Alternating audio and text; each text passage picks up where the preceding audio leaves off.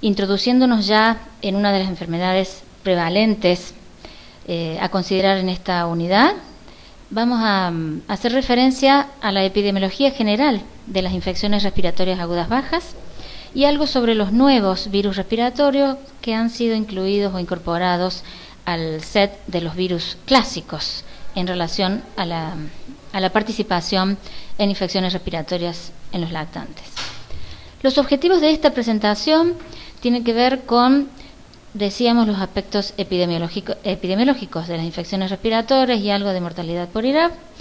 Este punto que tiene que ver con definiciones operativas versus entidades clínicas y alguna referencia a lo que llamamos ahora bronquiolitis típica, que nos va a ayudar de alguna manera a interpretar la respuesta al tratamiento y el manejo normatizado de casos en el caso de bronquiolitis. Algo de los nuevos virus respiratorios, sobre todo evidencias locales que tenemos en Córdoba y en el país, y algunos aspectos que tienen que ver con factores de riesgo y medidas de prevención. Repasando un poquito, decíamos que la mortalidad infantil en nuestro país está entre 11,9, un promedio nacional de 11,9, 11,7 en el último año, por cada 1000 que nacieron vivos, y en relación a las causas de estas muertes, vemos que las 5 primeras causas representan el 90% de todas las causas. Acá ya enfocándonos en lo que tiene que ver con enfermedades del sistema respiratorio, vemos que luego de todas las situaciones perinatales, todas las situaciones de malformaciones congénitas y a veces malformaciones como cardiopatías congénitas como las más frecuentes o alteraciones cromosómicas, tenemos a los trastornos respiratorios y las infecciones respiratorias como las causas de muerte tanto neonatales como postneonatales. Entonces, quería traerles esta gráfica en donde observamos que si bien la mortalidad infantil la estamos tratando de reducir y va en un descenso progresivo, las causas por diarrea y deshidratación han descendido drásticamente, realmente de una manera importante, a partir de situaciones como tienen que ver conocer la fisiología y la fisiopatogenia de las diarreas, el medio interno y la necesidad de usar sales de hidratación oral de manera preventiva y terapéutica. No así está pasando lo mismo con las enfermedades respiratorias, que como observamos siempre está entre la segunda o tercera causa dentro de las muertes en los menores de 1 año. Entonces, abordar este tema tiene esa relevancia, a su vez también, no solo en la mortalidad están implicadas las infecciones respiratorias, también son la primera causa de consulta ambulatoria, sobre todo en el periodo invernal. A modo de hacer conocer las definiciones clínicas y unificar conceptos, es que yo les traigo una posibilidad de comparar las definiciones que propone OMS, las definiciones operativas que propone el Ministerio de Salud, y cada año van ajustándose a la epidemiología local, y por otra parte contrastarla con las entidades clínicas que todo médico conoce, de manera de poder unir estos conceptos y actuar de una manera normatizada. La OMS propone que infección respiratoria aguda es todo paciente que tiene tos, fiebre y obstrucción nasal. Eso puede incluir rinofaringitis, rinitis, rinosinusitis, pero no hay compromiso de la infección de las vías aéreas inferiores y del tracto respiratorio inferior. Entonces, a esa infección respiratoria aguda, si se le agrega uno o más de los siguientes, como taquipnea, tiraje o ruidos, vamos a estar en presencia de una infección respiratoria aguda baja. Si tenemos taquipnea, probablemente estemos hablando de un cuadro de neumonía clínica. Si tenemos la presencia de tiraje, seguramente es un signo sensible y específico de hipoxemia y de gravedad. Y si tenemos ruidos respiratorios como el estridor, podemos hablar de una laringitis. Sibilancias, seguramente hablaremos de una bronquiolitis. Subcrepitantes o crepitantes, de algún cuadro de neumonía viral o bacteriana. En relación a las entidades clínicas principales, entonces, de los cuadros de IRAP, tenemos a la bronquiolitis, neumonía o la supuración pleuropulmonar como las principales que ocasionan morbimortalidad en este periodo de la vida. En relación a las causas de muerte en todo el mundo, fíjense que esta gráfica habla de la distribución de muertes por neumonía y otras causas en menores de 5 años. Las diferencias de los tamaños de las tortas seguramente tienen que ver con la cantidad de muertos. Pero si ustedes se fijan, el colorcito verde que tiene que ver con las muertes por neumonía, que están denunciadas como neumonía, están entre un 12 o 20%, de manera que aún los países centrales no pueden disminuir el porcentaje de muertes por neumonía, a pesar de que seguramente estos países tienen acceso a la salud o tienen antibióticos que puedan dar cuenta de esas neumonías. Si uno analiza en profundidad las causas, la clínica y cada una de estas muertes, vamos a tener la obligación entonces de identificar los cuadros clínicos, de identificar el manejo y ver realmente cómo podríamos encontrarle la manera de reducir este porcentaje de muertes por neumonía o infecciones respiratorias. Generalmente uno habla de neumonía y piensa que no llegó a tiempo el antibiótico. Probablemente estas neumonías no se hayan curado con amoxicilina o ceftriaxona, sino que tengan que ver con neumonías virales y que situaciones de riesgo o situaciones de inmunidad son las que los llevan al deceso. A los fines de, decíamos, profundizar el conocimiento de las infecciones, les traigo este esquema que tiene que ver con la anatomía, donde asientan principalmente las infecciones bajas. Laringitis o traqueobronquitis están en la vía aérea gruesa. Y fíjense que la segmentación pulmonar, cuando llega a la segmentación 9, 9 a 12, 12 a 14, ya tenemos acá vía aérea pequeña. La vía aérea pequeña tiene una parte que son bronquios de la vía aérea pequeña, los más gruesos, y bronquiolos de la vía aérea pequeña. Si la patología asienta principalmente en los bronquios de la vía aérea pequeña, por ejemplo el asma, que es una inflamación crónica, generalmente eosinofílica, de las vías aéreas pequeñas, todas, pero sobre todo las pequeñas, va a ocasionar el famoso síndrome bronquial obstructivo, va a ser sibilancias, pero son unas vías aéreas que tienen músculo, que tienen cartílago, por lo tanto tienen posibilidades de responder, y la hiperreactividad bronquial, la respuesta al broncodilatador de ese músculo liso, es precisamente uno de los pilares diagnósticos del asma bronquial y de la crisis de asma. No así el bronquiolo. Los bronquioles constituyen también parte de la vía aérea pequeña, pero no tienen cartílago, casi nada de músculo liso. Por lo tanto, el edema, la necrosis y toda la obstrucción de esa vía aérea pequeña va a estar más relacionada con el edema y la obstrucción irreversible, con la poca respuesta a los corticoides por ser inflamación neutrofílica. Recuerden que la interleuquina 8, que es la principal interleuquina quimiotáctica de los neutrófilos, es una de las pocas interleuquinas que no responden a los corticoides y a la dexametasona. Por lo tanto, inflamación neutrofílica, más edema, más poco músculo y menos cartílago y más colapso, da un síndrome que, si bien tiene taquipnea, tiraje y sibilancias, va a ser no respondedor a los corticoides y mal respondedor a los broncodilatadores. Entonces, finalmente tenemos el parénquima pulmonar, en donde la inflamación de origen infeccioso que asienta en el parénquima podrá tener una anatomía característica de las neumonías típicas, con necrosis, bacterias, hemorragia y edema y pus en los alvéolos, la típica neumonía bacteriana, neumococo, o edema e inflamación en el intersticio, ocasionando las neumonías atípicas o neumonías virales o neumonías por micoplasma. Así tenemos entonces que si está comprometida la vía aérea pequeña, la clínica seguramente va a ser síndrome bronquial obstructivo agudo. Y si hiciéramos una radiografía de tórax, seguramente vamos a tener nada o atrapamiento aéreo o patología de la vía aérea pequeña, de la vía aérea.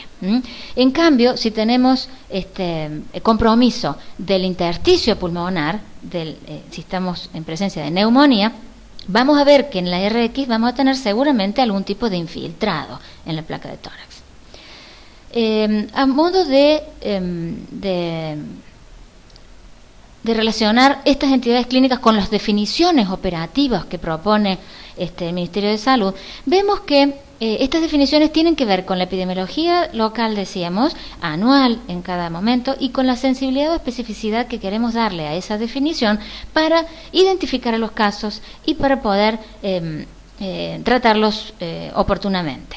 La bronquiolitis en el menor de 2 años es una de las características de las categorías clínicas. La neumonía es otra. La ira grave es la ira baja hospitalizada. Síndrome bronquial obstructivo es otro de las entidades registradas por ministerio. La enfermedad tipo influenza o ETI o síndrome coqueluchoide. Todas estas entonces se contraponen con alguna entidad clínica, pero vamos a ver que tienen características particulares que permiten hacer un diagnóstico y un manejo normatizado de caso orientado a la epidemiología y a los objetivos que cada año nos proponemos. En este documento del Ministerio de Salud de la Nación tenemos datos siempre actualizados. Estos son los de marzo del 2014, en donde habla de las recomendaciones para vigilancia y prevención de atenciones de las infecciones respiratorias, y vamos a ver acá las definiciones que proponen para cada una de estas entidades clínicas. Para bronquiolitis en menores de 2 años, la definición de caso, fíjense que va a ser todo menor de 2 años que tenga primero o segundo episodio de sibilancias, con evidencia clínica de infección viral y síntomas de obstrucción bronquial. Y vamos a ver que los sinónimos para todos los que vamos a identificar como bronquiolitis, está la bronquiolitis, pero también está la sibilancia, el lactante sibilante, el síndrome bronquiolítico, la bronquitis espasmódica, el broncoespasmo. Y acá tenemos entonces, entre las gráficas de los corredores epidémicos, como en la época invernal coinciden las internaciones por ira baja, las consultas por ira baja y también las denuncias en las C2 de las planillas epidemiológicas de los cuadros de bronquiolitis. Pero en las últimas revisiones, y les traigo es uno de los documentos de un artículo de una revisión escandinava, en donde hace la salvedad de que no es lo mismo una bronquiolitis en el menor de 1 año que un síndrome bronquial obstructivo agudo en el mayor de 1 año. Entonces estamos incluyendo ya el concepto de bronquiolitis típica, en realidad, al que tiene menor de 1 año y hace una infección de respiratoria aguda viral en el menor de 1 año. ¿Y por qué es esto? Porque probablemente las sibilancias en el mayor de 1 año van a tener otros mecanismos que tengan que ver con la hiperreactividad bronquial, que tengan que ver con otros factores de sibilancias, que ya los vamos a ver más adelante en los módulos del curso, pero que no estrictamente se reúnen los criterios clínicos de bronquiolitis. Entonces, de alguna manera, identificando el bronquiolar típico, podíamos identificar a aquellos niños que, por ejemplo, 3, 4, 5 meses con un respiratorio sincicial, que ustedes habrán visto que lo único que tenemos para hacer en realidad es hidratar, mantener la nutrición y oxígeno si lo necesita.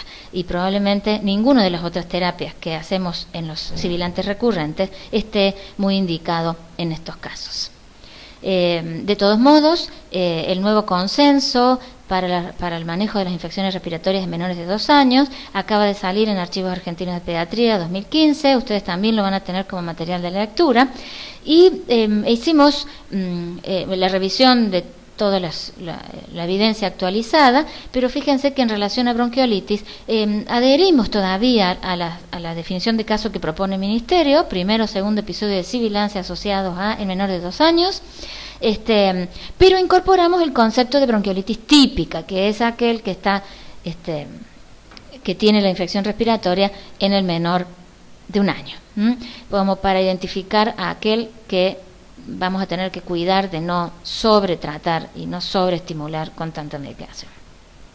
En relación a neumonía, criterios de Organización Mundial de la Salud sugieren que podemos hablar de neumonía clínica cuando un paciente tiene una ira baja en donde presenta taquipnea. Tiene una sensibilidad del 74% y una especificidad del 67% para neumonía clínica. De manera que un paciente que esté sin fiebre, si tuvo sibilancias, le hacemos un rescate previo. Y si estando tranquilo durante 1 minuto tiene más de 60, más de 50 o más de 40 respiraciones por minuto, según la edad, 60 en el menor de 2 meses, más de 50 hasta el año y más de 40 en 1 año, este signo de taquipnea es sensible y específico para hablar de neumonía clínica. No hablamos de neumonía bacteriana, podrá ser neumonía típica o atípica, pero para los cuadros clínicos se trata de una neumonía.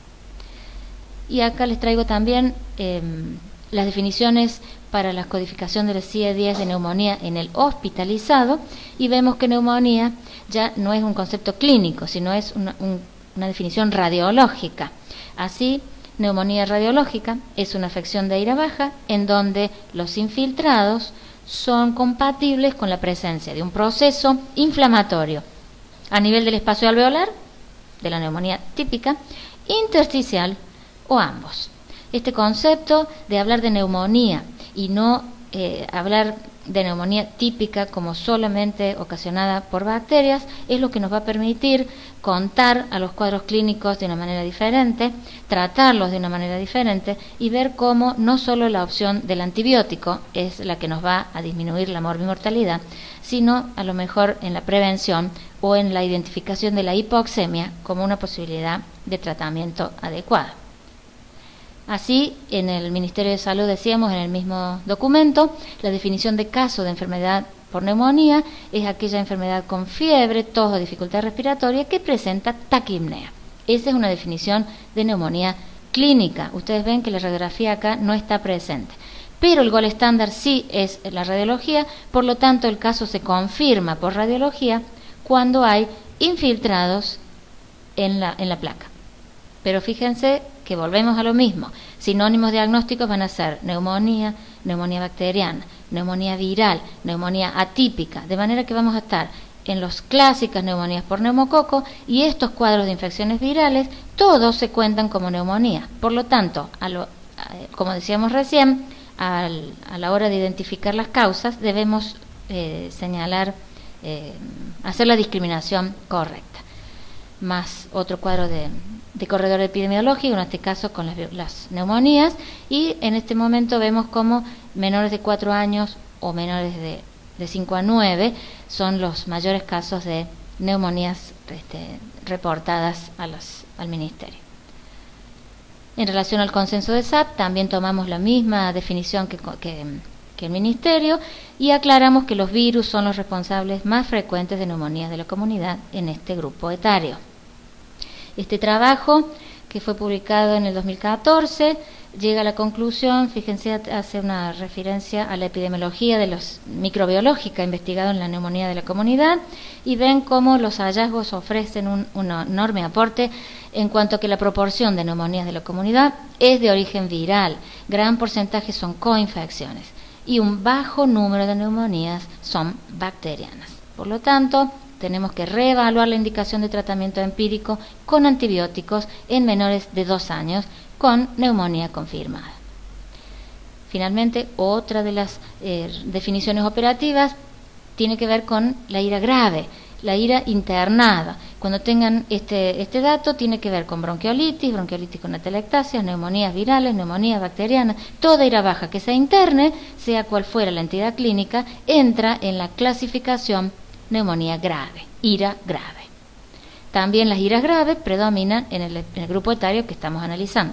Es una de las enfermedades prevalentes en menores de 4 años con alta morbimortalidad. El cuarto de los síndromes, de las definiciones operativas, tiene que ver con el síndrome bronquial obstructivo, o agudo o recurrente. Taquipnea, tiraje y sibilancias dan esta entidad clínica que es importante identificarla porque tiene una forma de manejo que tiene que ver con broncodilatadores, conos sin corticoides, conos sin oxígenos. Ustedes conocen bien esta situación. En el agudo vamos a tener la bronquiolitis o neumonía viral y en el que sea recurrente, donde son 3 o más episodios, es el que vamos a hablar de lactante sibilante o de asma. En esta oportunidad vamos a hablar solamente del agudo, ¿no? Pero fíjense cómo el algoritmo de tratamiento para este síndrome bronquial obstructivo en menores de 2 años tiene que ver con la severidad clínica del escordetal y para nada el corticoide es parte del tratamiento. Una bronquiolitis, que es el primer episodio de infección respiratoria aguda baja, solo vamos a hacer rescate con salbutamol o oxígeno si hace falta, pero el corticoide no está como una opción terapéutica en esta población. En el internado vamos a ver que es otra situación. En cambio, si tratamos de niños de más de 2 años con síndrome bronquial obstructivo, de 2 a 5 años, en este caso en la hora 1 ya vamos a hablar de indicar salbutamol y corticoides, asumiendo que estos tienen una fisiopatogenia diferente y apelando a que podrían tener inflamación eosinofílica y que el corticoide podría venirles muy bien a la hora del rescate al inicio. Esta es otra de las posibilidades que ofrece IEPI en el mayor de 2 años con síndrome recurrente, el score de tal mandando la severidad, y ven como que también el corticoide está junto con el salbutamol en la primera hora. Finalmente, enfermedad tipo influenza, muy de moda, estuvo en el 2009 con la pandemia de H1N1. Fíjense cómo la enfermedad tipo influenza es una forma de identificar posibles cuadros de gripe dentro de los cuadros de infección respiratoria. Durante el 2009, ustedes saben que circuló principalmente esta cepa, que hoy por hoy está ya incluida en la vacuna regular. Y las definiciones tienen que ver con esto de la epidemiología. Entonces, enfermedad tipo influenza es una enfermedad que tiene fiebre y sobre todo esto, mialgia, postración, además de todos los síntomas de dolor de garganta. Entonces, no cualquier ira baja va a ser enfermedad tipo influenza.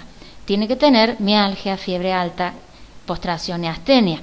Pero en el menor de 2 años, cualquier ira baja puede ser también gripe. Por lo tanto, en el menor de 2 años, cualquier ira baja tiene posibilidad de ser también gripe.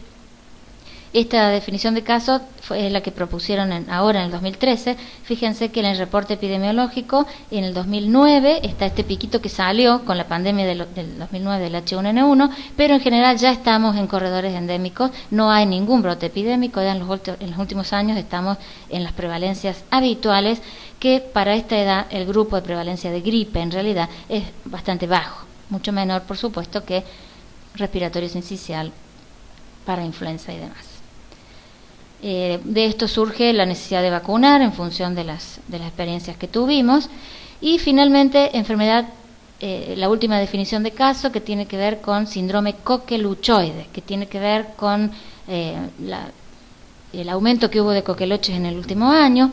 Y en menores de 6 meses vamos a sospechar coqueluche en toda infección respiratoria aguda que tenga al menos uno de los siguientes síntomas: ira baja con apnea, o que tenga cianosis, estridor inspiratorio o vómitos después de toser, esa tos paroxística. Pero fíjense que en mayores de 6 meses y hasta 11 años, la tos de 14 días o más es la que nos deberá hacer sospechar coqueluche. Todos estos temas, ustedes tienen bibliografía para ampliar y para leer. Esto es solamente un disparador y un eje donde sintetizamos todos los temas que vamos a ver en el módulo. De coqueluche también tendrán que ver cómo hacemos para controlarlos, con las vacunas o con el control de foco. Y ahora vamos al tercer momento, en donde vamos a hablar de los virus, viejos y nuevos virus, en general en las infecciones respiratorias bajas.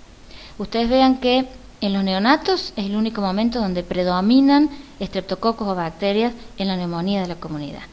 Después, 1 a 3 meses y hasta los 5 meses, o sea, los 5 añitos, los virus respiratorios son los más frecuentes en neumonía, seguidas de neumococo. O sea que si tenemos este grupo etario, de lo que vamos a estar hablando es de poder identificar virus versus bacterias en todas las bronquiolitis o neumonías que tengamos. Este es un mapita que lo propone el Boletín Epidemiológico del 2015, en donde si vemos cada uno de los circulitos, el azul es el virus respiratorio sincicial, lejos el más frecuente en todas las regiones. Para influenza está presente también algún adenovirus, alguna influenza, y si se fijan también metaneumovirus, que es uno de los nuevos, también está en la búsqueda de la pesquisa viral ya de rutina en nuestro país. Trayéndoles entonces estos dos últimos nuevos virus, pero ya tienen 15 años y 10 años son dos nuevos virus que en realidad no es que hayan mutado ni estén ahora, siempre estuvieron, solamente que ahora se los ha identificado por clonación. Van der Hogen en el 2001 identificó a metaneumos virus humano, que es un pariente del virus respiratorio sincicial, y Alander en el 2005 identifica al bocavirus humano, también un nuevo virus ADN, pariente de los bocavirus. Pero esto es importante que conozcamos, que no nuevos virus respiratorios hay dos tipos, un virus nuevamente detectado o los llamados virus emergentes, y son muy diferentes. Los nuevos virus, porque se detectaron recientemente, como metaneumo, rinovirus grupo C, bocavirus y otros, ya cuentan con inmunidad en la población. Por lo tanto, no son riesgosos de hacer epidemias. En cambio, los virus emergentes pueden ser nuevos o viejos, pero si son emergentes, son mutaciones o transformaciones, como fue influenza H1N1 o la influenza aviar o el SARS, que encuentran una población con poca inmunidad, no defendida, por lo tanto su diseminación puede ocasionar epidemias, incluso pandemias, como el caso del H1N1. Estas son las cifras del 2013, pero son muy parecidas, con disminución del H1, la mayoría son virus respiratorio sincicial, es otra forma de expresar lo que ya veíamos. Esta diapo lo que trae es un trabajo que hicieron residentes del Hospital de Niños, Claudia Barreto y Constanza Polo, en donde identificamos por primera vez a metaneumovirus en nuestra población y a bocavirus también en nuestros pacientes internados. O sea que también documentaríamos la presencia de estos nuevos virus ya en toda la población de infecciones, de pacientes con iras bajas. La distribución del metaneumos y del bocavirus tienen algunas características. El respiratorio sincicial, ustedes conocen que es primavera-verano. Metaneumovirus se los encontró después, en el mes de septiembre, octubre, es más de la primavera. Y el bocavirus, en cambio, es endemoepidémico. Este es uno de los trabajos que hemos presentado sobre la prevalencia de bocavirus y la relación en la carga viral en relación a la infección versus la colonización. Para terminar entonces, algo me voy a referir a los factores de riesgo, tanto de padecer infecciones respiratorias como de tener infecciones graves, y algo de las medidas de prevención posibles. Ustedes conocen que entre los factores de riesgo, la falta de lactancia materna es una de las principales, también la vacunación incompleta, prematurez o malnutrición. Y en relación al medio, hablábamos antes de la mamá adolescente o la analfabeta funcional. Este es uno de los más importantes factores de riesgo de morir de los niños en el primer año de la vida. La época invernal, por supuesto, hacinamiento e ir a guardería para el contagio de la cantidad de virus que prevalecen en el invierno. Y la contaminación intradomiciliaria, sobre todo el tabaquismo, es una situación factible de modificar, que con educación y intensidad podemos llegar a mejorar el estado de la salud de nuestros chicos. Factores de riesgo de ira grave, ustedes conocen los clásicos que tienen que ver con la menor de 3 meses, cardiopatías y demás, y en el último tiempo se ha incorporado a las enfermedades neuromusculares que no estaban incluidas como factores de riesgo de gravedad, a los pacientes con parálisis cerebral, con trastornos del desarrollo, que sin duda se ha evidenciado que si adquieren una bronquiolitis o neumonía, tienen alto riesgo de internarse y de morirse por esa causa. Ya a modo de finalizar, vemos que hay mensajes a la comunidad que están ya definidos como de alto impacto para mejorar la situación de salud de los chicos. El signo de alarma, a transmitirle a la mamá que la taquipnea, que cuente en un minuto cuánto respira para ver si está agitado o no y si tiene que consultar. La presencia del tiraje como un signo sensible y específico de gravedad, de hipoxemia y de necesidad de consultar. Que no puede alimentarse, la somnolencia. Estos signos, ustedes después cuando retomen el IEPI van a ver que hay signos generales de peligro, signos de alarma que están claramente identificados y que son signos guiones para tomar conductas tanto en el consultorio como para derivar. Acciones preventivas, por supuesto, y todas estas recomendaciones que tienen que ver con el profesional para disminuir el impacto de la morbimortalidad de los pacientes con IRA. Las medidas específicas tienen que ver con calendario nacional de vacunas y las otras recomendaciones que ustedes tienen, actualizaciones para leer y indicaciones en cada una de las situaciones especiales que tienen que estar advertidos para poder hacer prevenciones e indicaciones a tiempo. Cerramos con nuestro calendario de vacunas. Van a tener toda una unidad en este módulo que tiene que ver con inmunizaciones, indicaciones, conceptos de epidemiología local. Y van a ver que es uno de los más completos de Latinoamérica. Hemos incorporado neumococo, está el antigripal, anticoqueluche y demás. Entonces, esto va a tener todo un desarrollo para los cual nos volveremos a encontrar. Muchas gracias.